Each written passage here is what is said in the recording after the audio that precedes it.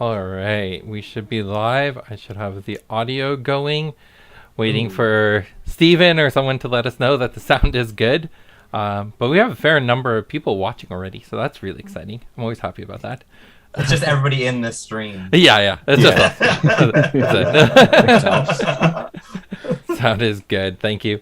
Hey, everybody. Welcome to our Exploring the Library episode, where this time we're exploring with many more people than just me and Alex. So we'll go through, introduce everyone, and have a great time. Today, we're going to be talking about sealed events, because the championship is going to have a sealed event, and that's going to be really cool.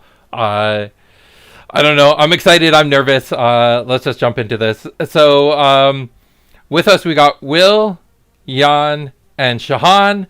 All judges. All of them have done did the test online, passed, part of the community, and have been supporting growing things, doing demos, and really just taking a lot of the work off of my plate. So I guess we'll go from the one who's been playing the longest to the newest and do a small little introduction of how you got into the game. And I don't know, who's your favorite champion and why? So, Will, why don't you start us off? This is harder than the test.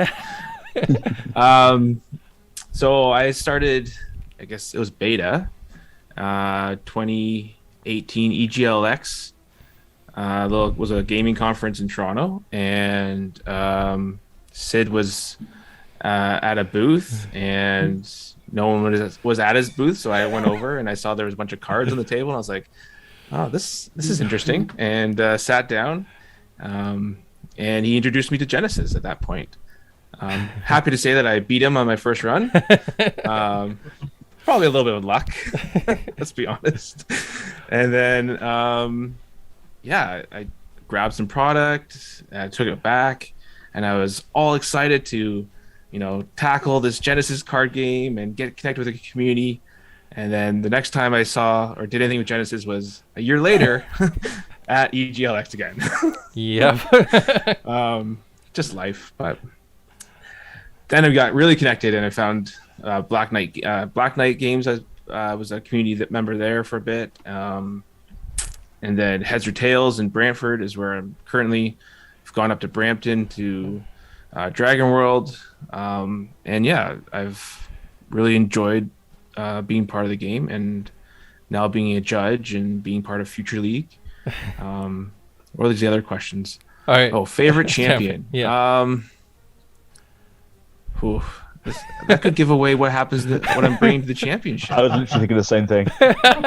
They're all watching me now. Yeah. I We're like all Odara now.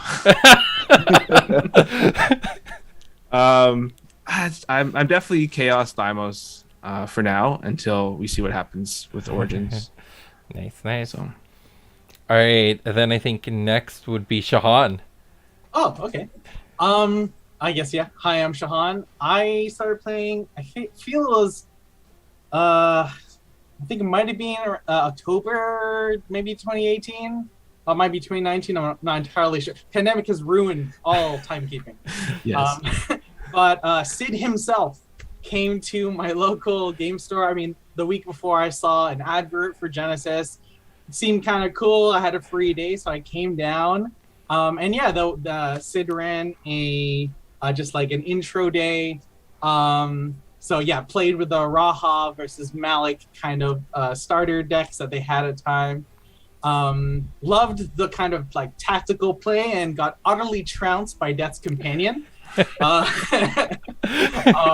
And then I mean, but I'm still here. So, but yeah, I guess. Oh, and my favorite champion, I guess. The one I play the most is Nubia, because I'm a filthy card drawer. But I guess my favorite one is definitely Core, because I love killing my own dudes for value. So For value, Isn't that just just card drawing? well, I mean, not Yeah. needless, not for nothing. I'm not gonna kill you for nothing. I'm a reasonable person. But yeah. Oh, wonderful. And then Jan, go for it. Yeah, so for me, kind of my journey started in like January, February time when I actually went and visited Heads and Tails for a bit, and actually I went there and I picked up a beta set because I wanted to try a new card game, and obviously still was there, kind of pushing the game. I kind of held back on that for a bit, but eventually when the kind of the store reopened properly and I was able to become a member of that community, I started playing Genesis more. And yeah, the more I've played it, the more I loved it, and it's given me a chance to meet all you lovely people. So yeah, I'm really happy, and I'm excited to be a part of this community. So I was just realizing as everyone was telling the story, I think Jan's the only one who I didn't teach the game to. Like, you're so heavily ingrained into the community right now, and I don't know if I've played against you even. No, I need to get that game in. But it's not that interesting playing against me. I'm not that good. Take my advice. I mean, watch these live streams and adhere to everything I say about gameplay, but I'm not that good at the game. But yeah, we got so many people in the chat, which is awesome to see too. So welcome everybody. Yeah, sorry, what were you going to say, Jan? I say you say that, but I bet you there's gonna be a proxy at the championship just playing for you. That's what it is. He's got some sleeper agent coming in just to take the championship. It's really what Will is.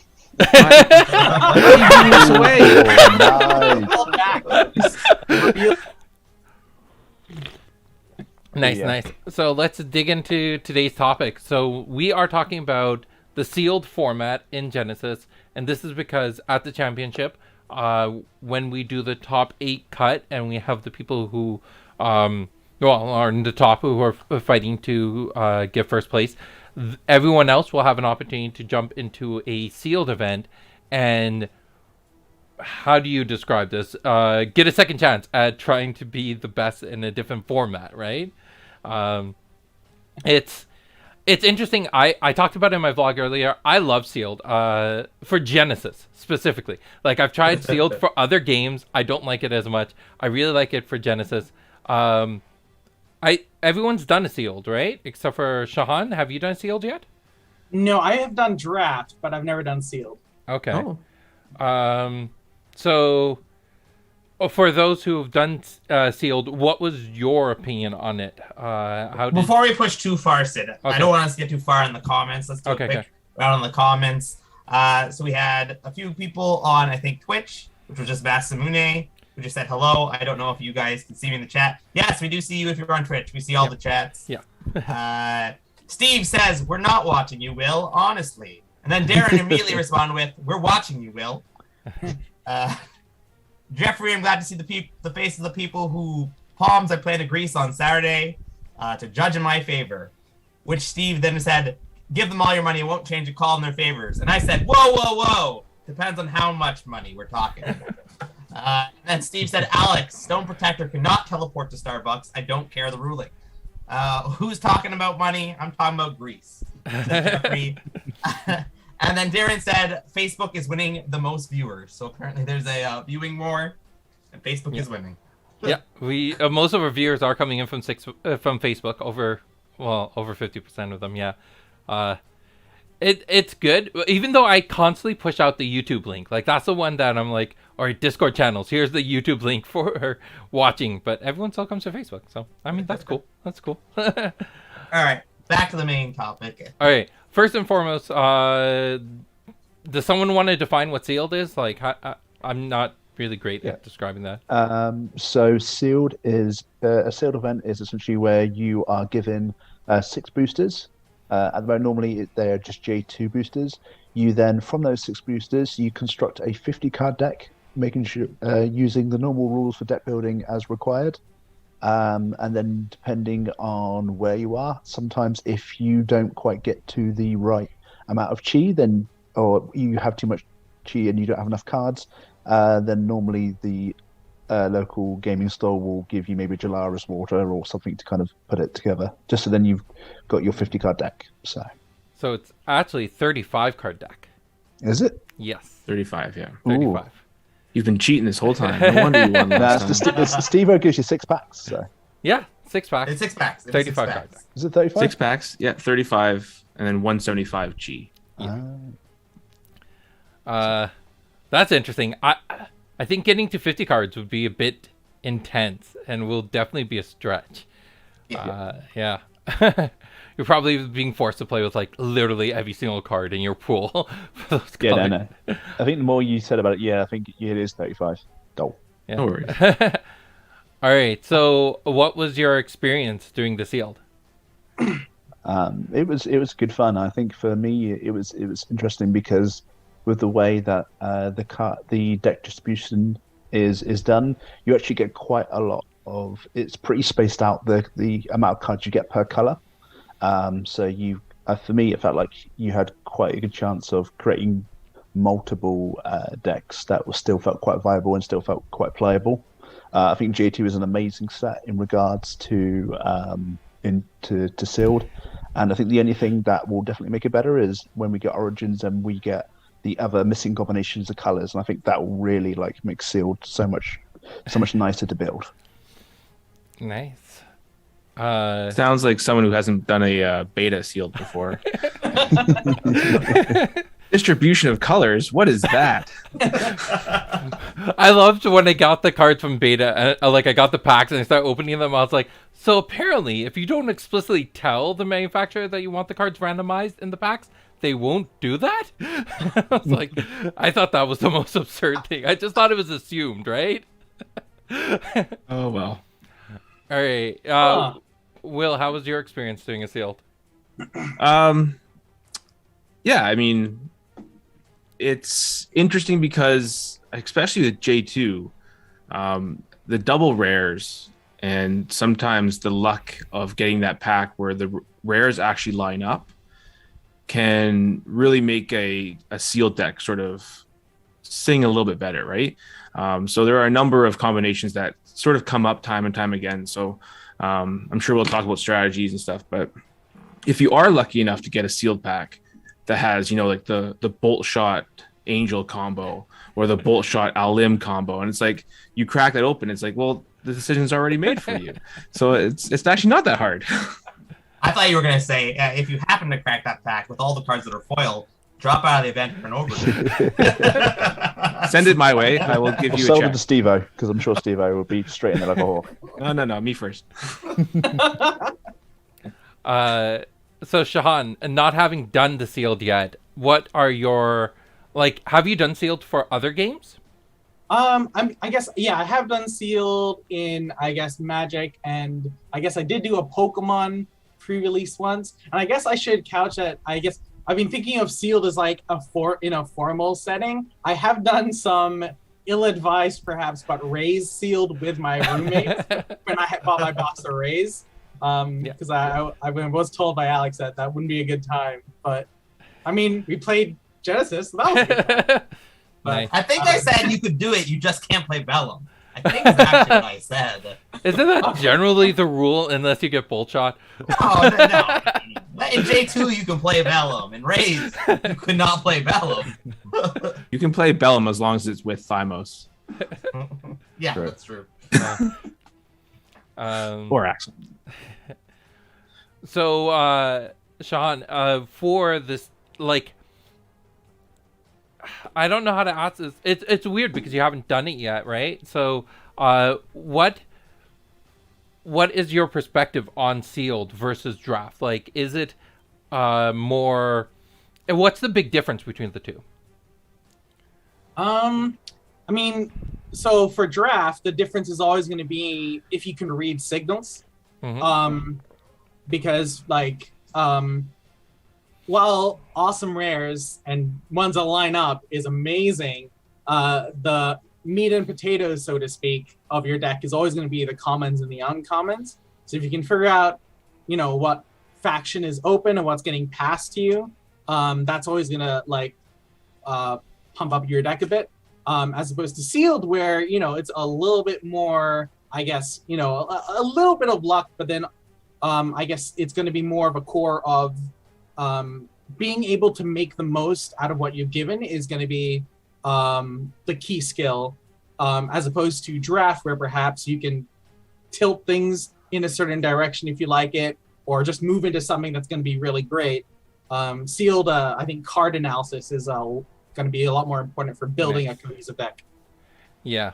I've been struggling with that a lot because I really love doing draft. But for Genesis, for some reason, I've really been more of a sealed player, and I've been trying to figure out what the big differences are. So I like that breakdown. I think it really does emphasize some of the points that come across of like why I like sealed more, because in Genesis, like breaking down and analyzing all the different components you have is a little bit more interesting compared to like as you're getting the cards, having to make on the spur decisions of what color combinations you can play and what's going to work in your favor. I find it really hard drafting in Genesis compared to other games.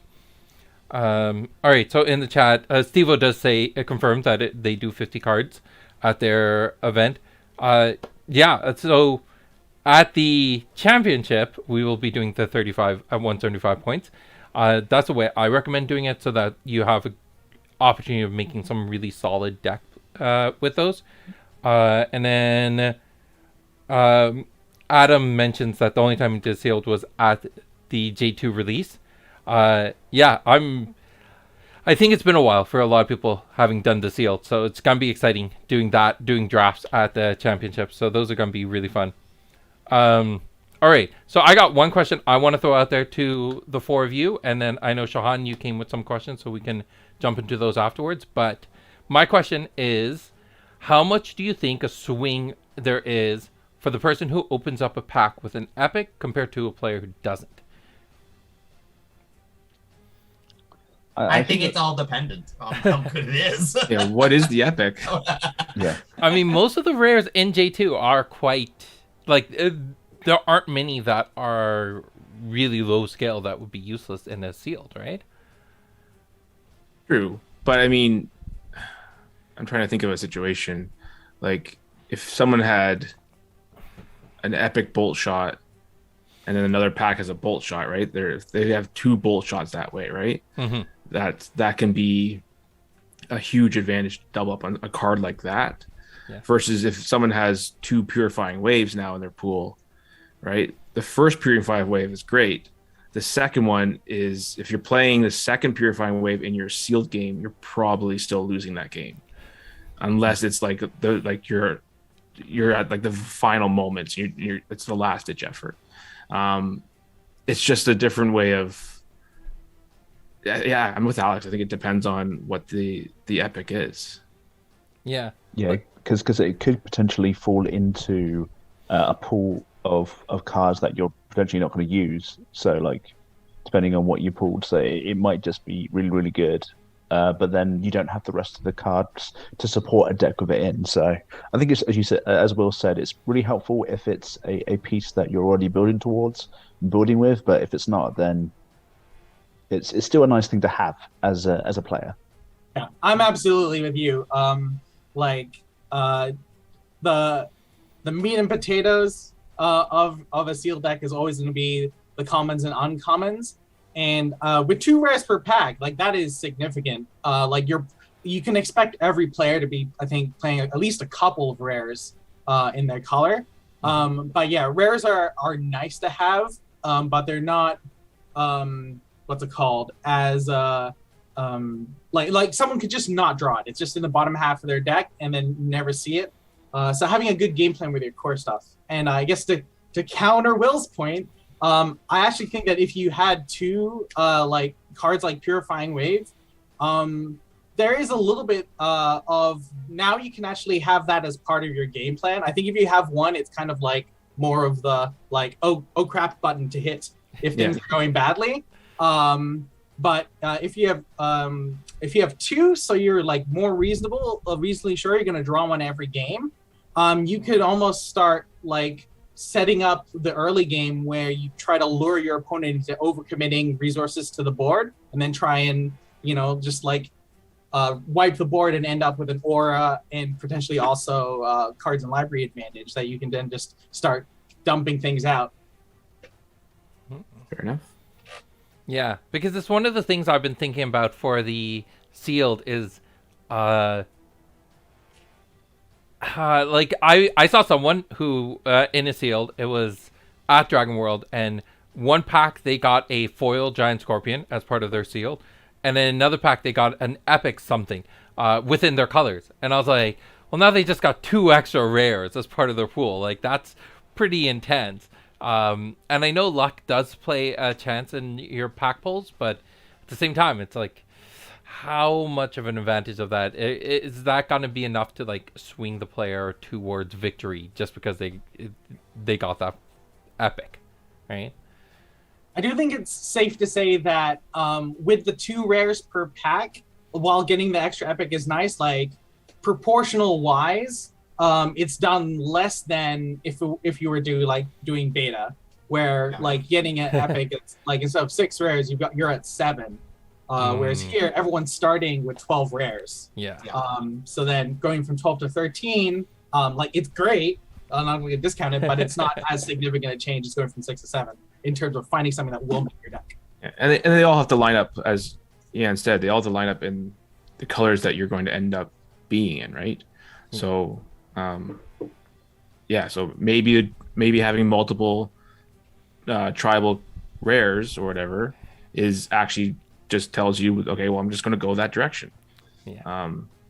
But who knows? Just wait until we see someone at the sealed with like an epic angel, regular angel, and a foil angel. They're like, yep, playing Nubia. That would be so intense. I have a story about playing Nubia and sealed. Go for it. No. It's a good story. And I think it was my first draft I did with beta. I did a Nubia deck, but that was because I had an angel and a dense fog. And my entire game strategy was just wait long enough until I draw my angel and just win the game with the angel. That's all I did. And it worked often enough. I was like, oh. For the J2 release event, I played Nubia, and I had an angel, and I did not play it once any of my games. Shame. Yeah, no. If you open an angel, you will never draw it. But if your opponent opens an angel, they'll get every game. Oh, it worked. Actually, in the last sealed event, I got an angel, I got a lightless, and I got, is it the Yajimara, which is the blue one? And I was just like, I can only use one of these 3. Yeah, that's pretty rough. Jeffrey says, I'll be doing a popper sealed, only commons. Don't plan on winning any. So why not just go out in a comedic way? Yeah, nice call. You nice say call. that, but you're gonna want to balance your team. You're gonna force to play rares. Alex and I can show you some real good popper decks if you want some ideas. Yeah. Sweet. You just need 14 Thunderstrucks and 6 teleports, and you're good to go. Kaboom. All right. Well, Shahan, these are your questions. Do you want to pick one from your list and we'll dig into it? I guess I'd like to start with like the differences compared to constructed in terms of like what decks will be, game length. Like I would expect game length to be longer. So you're gonna see more cards. How does that change things? But yeah, like really digging into the differences in how Sealed's deck building makes it different from what decks look like. I don't know. Get to play the other champions. Yeah. Big thing. My biggest thing is if you're playing Unlimited, Malik and Fong are your friend. Like I love the fighters in Limited because it's so much less, like you have a lot less dependency on if you built a good deck. Your champion can just go out and beat your opponent, and that is very valuable. And it's one of the few formats where I think Fong actually shines because you have a 35 card deck instead of 50. So all those energy costs start really draining you. So Fong's one of my favorite for Unlimited. That's definitely one of the big changes I feel between the two. Oh yeah, that's a great point. Oh, sorry. I would add Core with his health and his aura is in a and really he has good an energy position. reduction, right? And energy, yeah. So yeah. If you're playing Sahas, you're either playing Kendra because a lot of your cards cost aura, or you're playing Core, and I highly suggest Core. Only Sid will attempt Rain, I think. Yeah, I did at your store. I played it right now. Nice. And it's just because I had so much evasion in that card pool that I'm like, I guess I'll just come in and attack people for 3. This is awesome. And it did okay. I think I only played 1 game and then I had to go. My experience time-wise, I think it runs about the same time in limited compared to constructed. I find it a little shorter. Oh, yeah? Sorry. That is dependent. It depends. So I think a regular game of Genesis between experienced players usually is really fast. It can be really, really fast. But you also have certain matchups that go really long. But it's in between. I'm gonna say it's in between those two. So it's in between regular game and extremely long game. How about this? In terms of game turns, which do people expect to be longer, constructed or sealed? I would probably say that with sealed, sealed, it's going to be slightly longer because you're potentially going to be using cards you don't have much experience with, and also champions that you might not necessarily have a lot of experience with. Yeah. I think with this format, actually having a general knowledge of all the champions gives you a lot more of an advantage than, say, in constructed, where there's only a couple of things that are going to be meta, so you know what to expect. With sealed, like the expectation, I feel, was blown away. Yeah. The thing I would add would be the smaller summons come out in sealed, right? Because there's going to be your commons and uncommons. So the thing that I find that slows it down is that there are multiple decisions that have to be made, because you all have, or both you and your opponent will have 2 to 3 2-1s or 1-2s or 3-3s on the board right from the get-go, because your deck of 35 is probably looking at 16 to 17 summons, just because that's just what gets passed to you. So you want those summons. You're going to want them. Yeah. Does this mean this is the format for Riku Rabbit? Like, if you want to play that card? This is the J-Hound format. It is, yeah. J-Hound is so good in this. And it goes in every deck. Yeah. I think the number of rounds is higher, but the time spent in each round might be a little bit shorter. Because there aren't so many responses anymore. There aren't as many just swift actions that are just going to do craziness, right? And hands do have a lot more summons in them. Now, we may not play with 3Q Rabbit, but Draconia's Vixen might actually see play. Yeah. I mean, I can go with another question, I guess. Unless someone else had a question that was on their mind. No? Go for it, Sean. Okay, so this is going to kind of be a two-parter.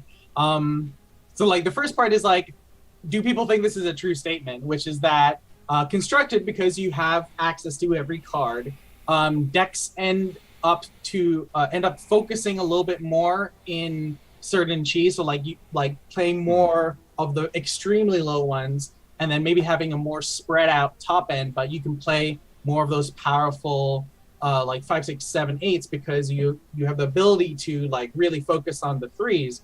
So then in compared to that, sealed, because you're getting randomly across the board different chi values in your cards. Do the decks do you think they'll focus in 2 areas, or do you think it'll just be a block, right? Kind of every chi, you're kind of playing the same number of cards. What do people think about that kind of idea, and how sealed goes versus constructed in terms of what decks look like? You don't get a choice when you're playing sealed. Wait, what do you want about? I want to play all 8 cheese. Well, it all depends on your pool. Yeah. It's so dramatically different.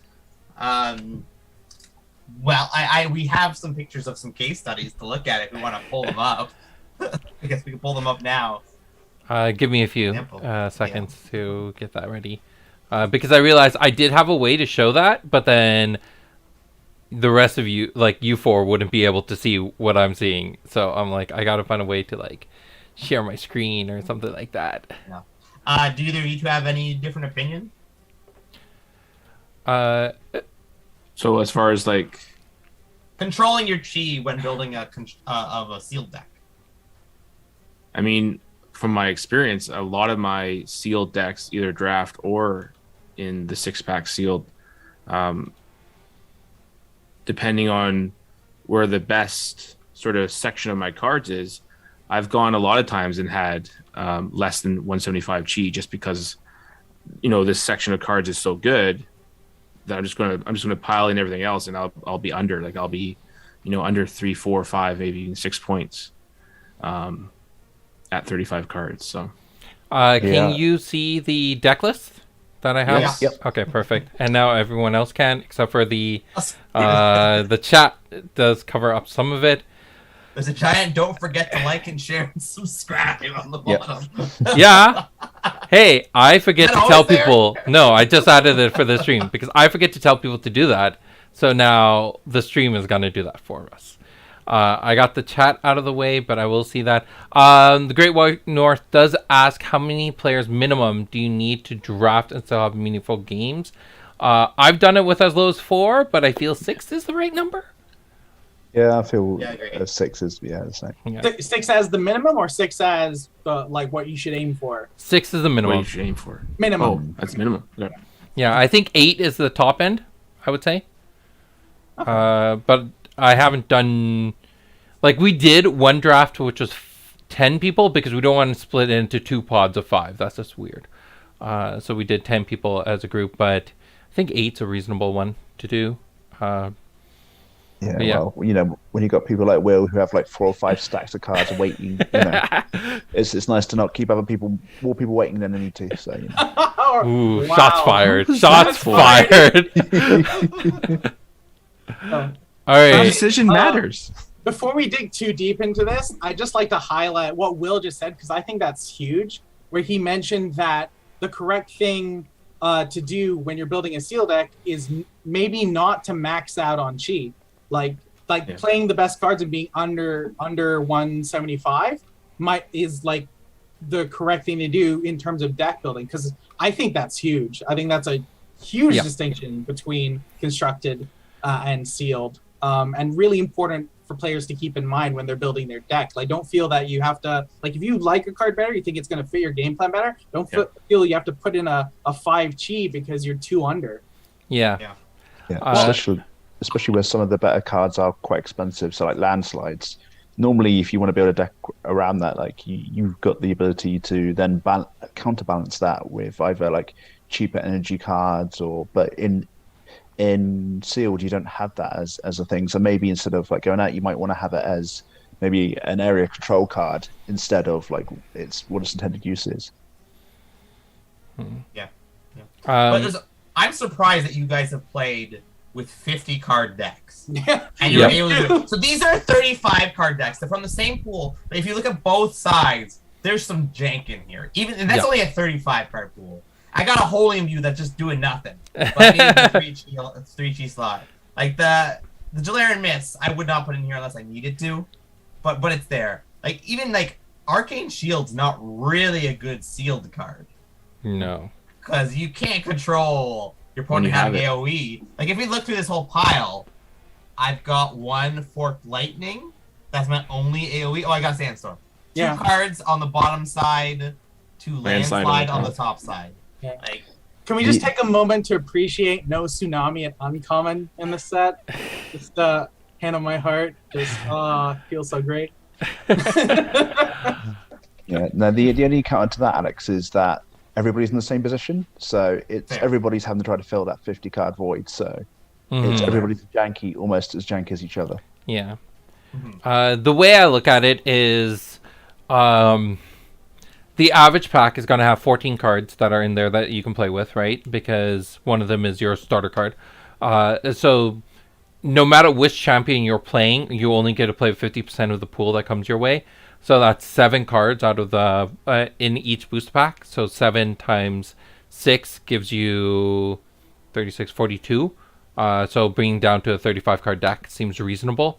Pushing it up to a 50 card deck is a bit difficult because then you're really banking on having a lot of Jailar cards or Jalarian or using Jalarian Waters. But if you keep it down to a 35, it is 100% doable that within your pool you can make a 35 card deck without the event organizer needing to supply something that can stretch players up to that 50 card deck.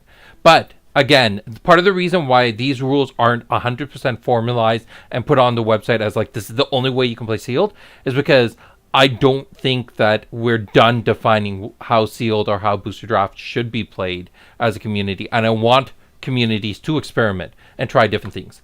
Like it was because of Shahan that we started testing out drafts where between rounds you can change your champions.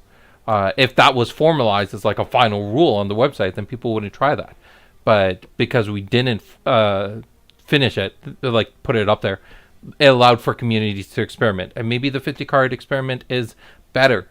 Who knows, right? Until we test it more and we see what communities like doing. Yeah. That aside, actually, an earlier thing that about like the bell curve of it, I do find in sealed that unlike in constructed where I tend to aim for a little bit more even. I don't like the swing decks, which is a lot of low chi and a lot of high chi. I like to either do a bell curve or flat in a constructed, but in sealed, I'm almost always doing a bell curve. I don't find myself in many situations where I'm doing a flat line. All right, let's dig into this. Alex, anything you want to mention before we jump into these? So mentioning into this is that these are the exact same pool of cards. So if you actually look, you can find the matching Jalara cards usually on the opposite side. Silver Leg Recluse, the Jalarian Hounds are both sides, and the Colossal Ant, and the Spider, Tarantula. So that's why these are the same pool of cards. And I do actually suggest this, that when you build your deck, your sealed deck at the event, you essentially have a second deck that is the other half of your pools. Do not forget to look at that. Mm-hmm. And the reason why I'm going to go into much more deeper about this in a second was the first deck that got built was the top deck. So essentially what we did is I opened 6 packs. We put all the cards on the table. It was me, Will, Steve was there. Was there anybody else there that day, Will? Do you remember? Darren? Darren may have been there. Adam? And Will was like emphatically, clearly this top deck is the best deck. The Erica deck, you got Substrike, you got Purifying Wave, you got Barook, you got Enraged Gorilla, Guardian of Balance. He looked at the exciting top end stuff, and he went, "This is the best deck." And I looked at my second half of my pool, and I'm like, I looked at it, and I'm like, let's play a game. And I just grabbed the second half, and all I remember is trouncing. I'm like, I don't remember that. I mean, that's the important data point, right? That's the only thing worth remembering, that you won. This is why you invite me on here, just to need a punching bag, eh? So the most important thing to look here is that actually, I think it's the reason why the Sahas deck did better was specifically if you look back to the 3 and the 4 cheese here. If we look at the top deck and you look at the 3s and 4 cheese, there's a lot of cards that at the end of the day do nothing. Shoulder hops, even flight, leap doesn't necessarily do you anything. Jalarian Mists, you can say backflip is a protection for a turn. You know, the 3 tree summons are kind of dorky. But if you look at the 4 cheese on the Axon side, those are all really playable 4 cheese. Like, really powerful. A big summon comes in, gust it, it's down to half life. Have one of your other little smaller summons take it out. In the 5 chi slot, there's a lot of evasive threats. Vanish Sphinx needs to be dealt with range. Erica's not going to have a fun time with that. That honestly, Vanish Sphinx is probably a limited bomb that a lot of people won't think about. I think that's a great point to focus in on. Because like say I don't know what do people think a seal game would go, maybe like 7 turns, 8 turns, maybe max. So that means that you got your starting 5 cards and 8 more, and that's 13. Yeah. So like 13 out of 35, like that's like 1/3 of your deck. So like that's what Alex brought up about like having all of your cards matter means you're less likely to have those janky hands where you played this like kind of off game plan or very conditional 3 or 4 chi so you could fit out like a powerful thing. But if you don't draw that powerful thing but you do draw that you know like 3 or 4 that you didn't like or that doesn't fit your deck, like that's a dead card in hand, and now your opponent is playing with like more cards than you. So like it's kind of pseudo card advantage. So like I think that's a great point. Just making sure that everything does something that you're happy with, rather than trying to warp your deck for a powerful card you might never draw. And I'll be honest, if you look at these decks, so we did not get to do 2 out of 3. We only got to play the one match. If I was just looking at these decks, I would have just assumed to play the top deck as well. Yeah. And there's a chance that Will would have won game 2, would have won game 3. But what I do know is in game 1, he got the back half of his deck. I think he got a couple of the rares in the top end. But even in a Rage Gorilla, a Garden of Balance, anything like that, it'll quickly go down to 3 4-cheese that do 2 damage. Like the big things will go down. And that's what you need to look at. Yeah. Like a big thing about summons is, especially the bigger summons, a lot of players will hold back their resources to deal with the big summons. So when they hit the table, if they don't have built-in evasion or blitz or something like that, it gives your opponent an opportunity to just be like, here are all my answers. Let me just go kill it, right? But a whole lot of little things, you're eventually going to run out of momentum to deal with them. So that, like, one gust can deal with one Androthera, but a gust gives you a really good answer to something like Guardian of Balance, right? So you're more likely to hold those back for that situation. Yeah. Yeah. The weird cards, like Sadistic Illusion, I think got played. I know it blew him out some way. I don't know. I don't remember how, but I know it was just really good. But that's one of those weird cards that players just aren't used to playing against. That the element of surprise is huge. I think Alex has gone on record. Haven't you gone on record saying that you'll never play Sadistic Illusion? Both Sadistic Illusion and Temporal Relocation he hated, and he didn't want them to be in the set. Terrible cards. Terrible. I love both of them. That's why they got into the set. But that's for regular decks. This is sealed. You're gonna use what you need. Oh, here comes the questions. Wow. Now, what I will say, what's in this pool that I didn't put in, and I'll ask you guys, do you think I was wrong? I had Epiphanies. I think I had 2 Epiphanies I didn't play in my bottom deck. No. I wouldn't play Epiphany in a 35 card deck. No. Having experienced Nubia with 35 cards and being in the winning position and still losing because of the 35 cards, yeah, it's just too limited resources. The thing I see is that if you put in those Epiphanies, either you're going to drop your 7s, which you pull out the Sadistic, but you probably pull out the Fork Lightning or the Thunderstruck. Both of them win conditions, very useful. Or you're now pulling out some of your 6s, and a lot of your 6s are amazing. So anything you're pulling out, all Epiphany would do is help you draw the things at the other end of the deck, right? The low-chi stuff.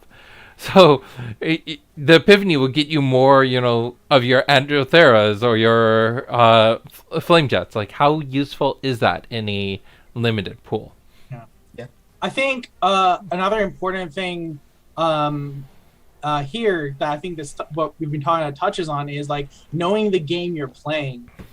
So like Epiphany or Genesis is a limited resources game. Like you start with so much aura and so much deck, and like what you have is what you get to use. Like so, playing a card like Epiphany where you're converting some aura into more cards is great when your resource is something you generate every turn. But when that was a pool of aura that you could have spent to just play something that your opponent needs to deal with, I think that's a pretty big distinction. Because like Constructed can do that more because like you can build a deck where maybe like Epiphany is one of your few aura cards, and then you're using it to draw into energy spending cards. But you don't have as much control here. Yeah. So I think that's another kind of interesting kind of tidbit. Like know what you're playing and how the cards are different. Yeah. Looking at the rarities that you were talking about before, Sean, the top deck has 8 rares, the bottom deck has 4. Yeah. Got the hounds. It's got the hounds. They both decks got hounds. Yeah. I saw that. I'd like to say for Axon, is looking at Axon has some very powerful commons. Thunderstruck. That's going to deal with Just the one conversation. Thunderstruck. Just the one. Just Thunderstruck. Thunderstruck, lightning, etc. He's allowed to start with one card, talk about it, and then keep going with other.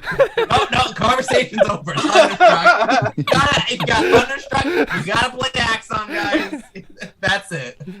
Uh, No, so yeah, Chain Lightning. Chain lightning, I yeah, think chain lightning's deals common. 6 damage. Or well, I'm used to do something else. 4 damage for a 5G common. That's crazy. That's crazy. Yeah, that can take out, and it can take out 2 summons. We're not even talking about the 3/2 back to 1. That's 4 damage and 2 damage. You can take out so much with that stuff. Uncommon slots. You got Sandstorm. We talk about a format that there's a lot of medium-sized creatures. These cards allow you to take out 2 of them very easily. I actually don't like Forked Lightning, but I think for that very same reason is why I played it. I put it in the bottom deck, and that's really, if you look at the 2 different decks, is the difference is in the quality of the spells. We do have landslides on the top side, but we also know those are so expensive. But they are very powerful. But if you just look at all the commons and the spells that are like that, like Gust, that's a powerful common. Chain Lightning, powerful common. Thunderstruck. There's all these powerful commons that can deal with a threat by themselves. And you gotta remember in Sealed, don't just look at the spell by itself. Spell plus your basic attack. So Chain Lightning can take out a 6 health summon. Because it's Chain Lightning plus Core's basic attack. That's pretty much every summon in the game. Yeah, except for that Primordial Force. If they have that in their seal, I will be impressed. If they have it in their J2 seal, I will be very impressed. Yeah. So, something I decided to look into, and like maybe there's a little something to discuss here, is the Jalarian cards are awesome because they like the solid ones can always make your deck. And I did notice, and maybe this is like something in why things went the way they did when you play these 2 decks against each other.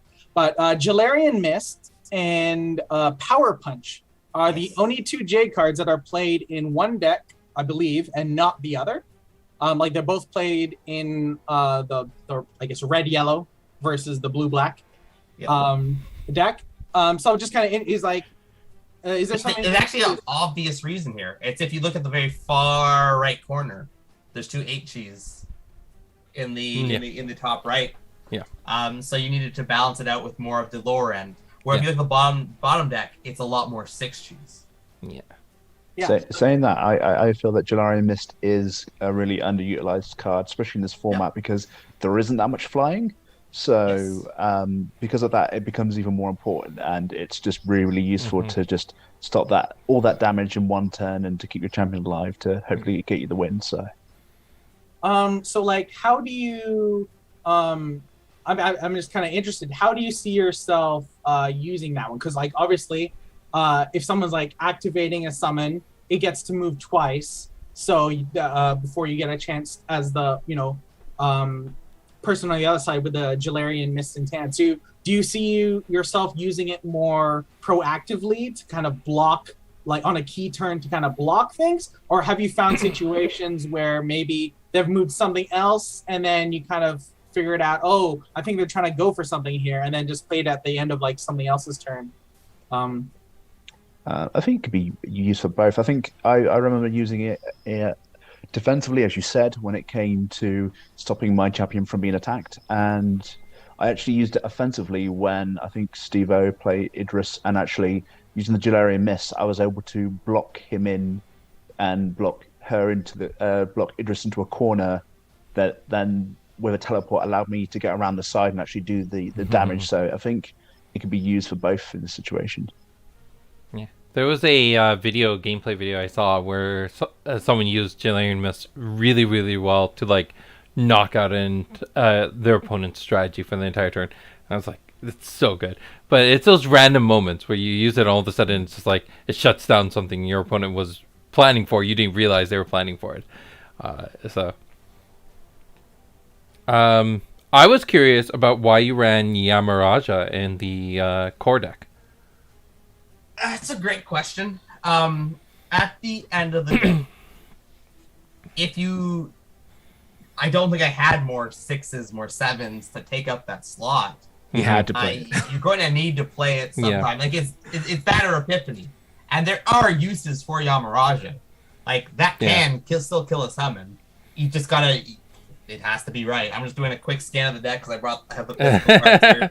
See if there was anything else for me to play. Yeah. Because I'm just more thinking, you got some stuff on the lower T, like Arcane Shield we mentioned, Silver Leg Recluse, Skeleton Warrior, Secret. These could have all been increased if you pulled the Yamaraja. But again, like between Yamaraja and Epiphany, I could totally see a reason to grab Yamaraja. It has a weird edge case where it becomes really fun. I had one more playable card. Underworld Dealings, but I don't believe in it. I do not have faith in Underworld Dealings. That's a will card. He can sacrifice his life to draw one card if he wants. I love for me, it. Deck spinning! Deck spinning! Alex, you and I need to have a separate stream where we can argue and we can talk about Underworld Dealings for another hour. I'm giving this advice now.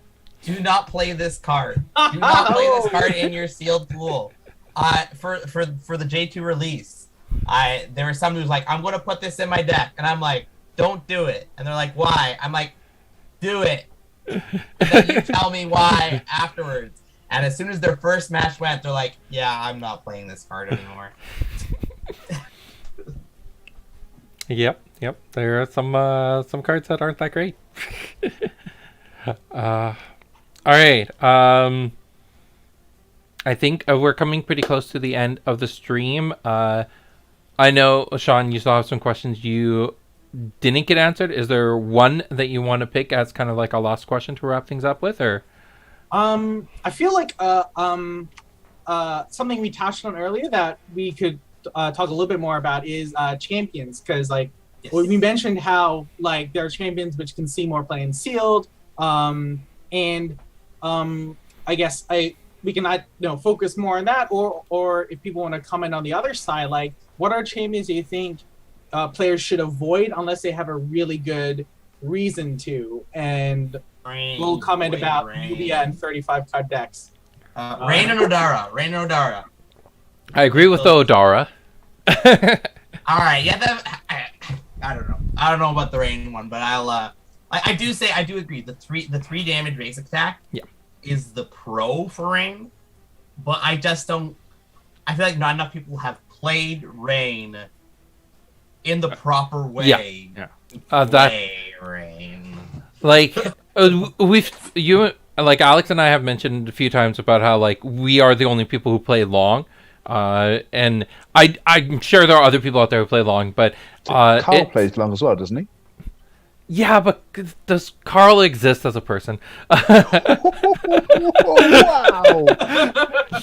No. My point being, like, Long is such a niche champion, and I think Rain, we had a time period where a lot of people were playing Rain, and it was because of the OTK, but that's such a weird way to play with her, and it's so unstable. There is other ways to play with her, but they require a lot more finesse and a lot more patience with playing. So I don't think I just don't know if anyone's practiced that version of Rain enough.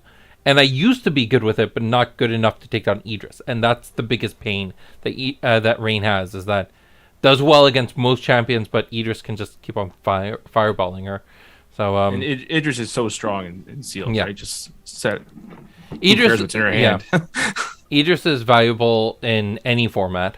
All I have to say is that if you're facing Rain in a sealed deck and they play Living Shadows and you have a big summon on the board, exert that summon because they're probably going to puppet control it. That's all I have to say. Make sure it's exerted so they don't use it against you that same turn. Yeah. Yeah, I would only run Rain if I was lucky enough to get a pool with double Chrono Walkers. At least double Chrono Walkers. And that happens so rarely. So I wouldn't bank on that either. Yeah. So avoid Odara, just her stats are too low, Mhm. and her ability costs energy. Energy is the hardest thing to balance in your sealed pool. You have a much smaller deck. For that reason, I do love Long, but I think Long, you need to have a really good pool for him. I think Yeah. Long is actually not necessarily the best.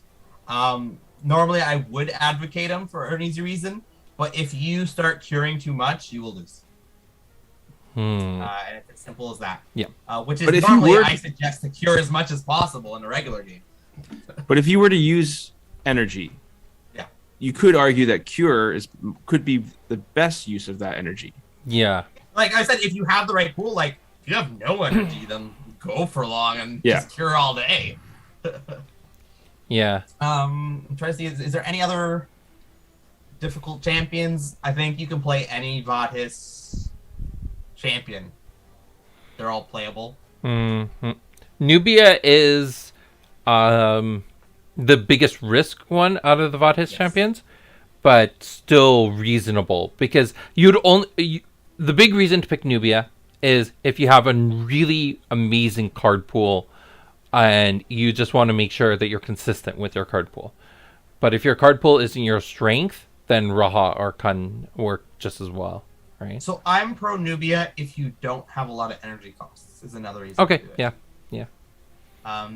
So I won the J2 sealed event with Nubia, and it was just if you're playing 2 Androtheras versus your opponent 1 Androthera each turn, you're gonna win. It's as simple as that. Just the small dorks keep building up. Yeah, sort of a wide summoner, right? Like, Yeah. is better for Specifically, her. yeah, I would say specifically a wide summoner with a few big spells that are just in. Because I mean, I was unfortunately in one of my sealed events, I was forced to play Nubia, and it was the alternative was trying to be as bursty as possible, right?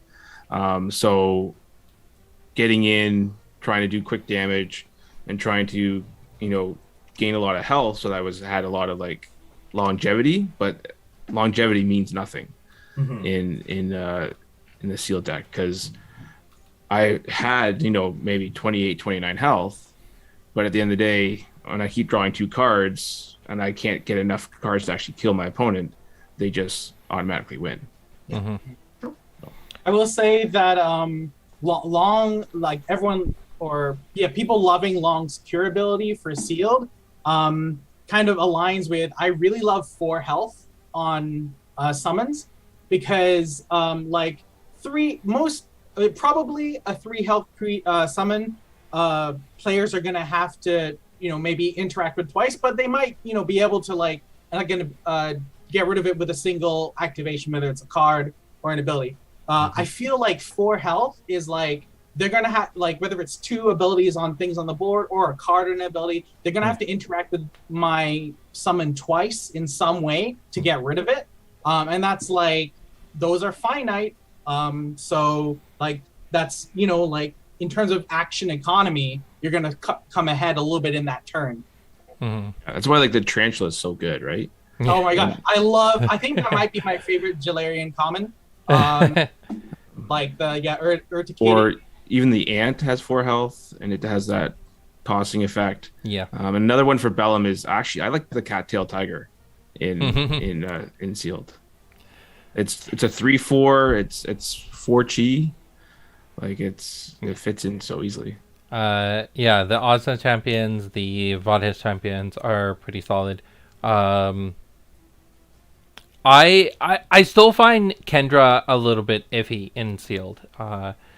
It's definitely on the lower end of playability, but if you get a good pool for her, then yeah, that's definitely really solid. All right, I think we gotta wrap this up now. Thank you to the judges for joining. Thank you so much. Shahan, thank you so much for having a bunch of questions prepared.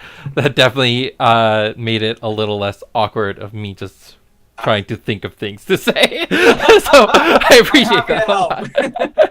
I wanted to know what the answers to those questions were.